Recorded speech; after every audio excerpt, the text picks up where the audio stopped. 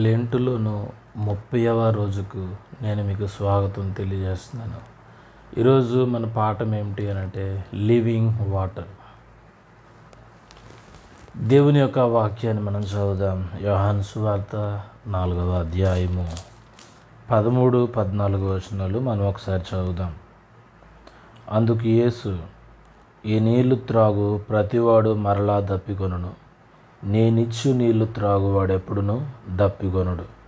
నేను వానికిచ్చి నీళ్లు నిత్య జీవమునకై వానిలో ఊరిడి నీటి బుగ్గగా ఉండునని ఆమెతో చెప్పెను.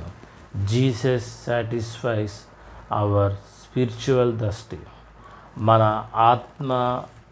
ఆత్మలకు లేదా మన ఆత్మీయ దాహమును తీర్చగలిగిన గొప్ప వ్యక్తి ఎవరు అని అంటే ప్రభువైన యేసుక్రీస్తు. ఈ భూమి మీద రకరకాల దాహాలు మనకి ఉంటూ ఉంటాయి. అయితే అవి మరలా అలాంటి పరిస్థితుల్లో గుండా మనల్ని నెట్టుతూ ఉంటాయి. కానీ దేవుడిచ్చు నీళ్ళు గనక మనం అందుకోగలిగినట్లయితే ఇంకెప్పుడు మనము దప్పికొనము అని మనం చూస్తూ ఉన్నాం. అందుకే ఆ సందర్భాన్ని ఇక్కడ సమరయ స్త్రీతో ప్రభు మాట్లాడిన వారై ఉన్నారు. కాబట్టి ఈ నీళ్లు త్రాగు ప్రతివాడు మరలా దప్పికొనుడు. ఏంటి దేవుడిచ్చు నీళ్ళు అని అంటే దేవుని వాక్యము. మనం పాడుతూ ఉంటాం కదా, నీ వాక్యము నీరై ఉండేను, అది మా దాహము తీర్చుచుండెను, ఆ నీరే మాకు పానము దానము.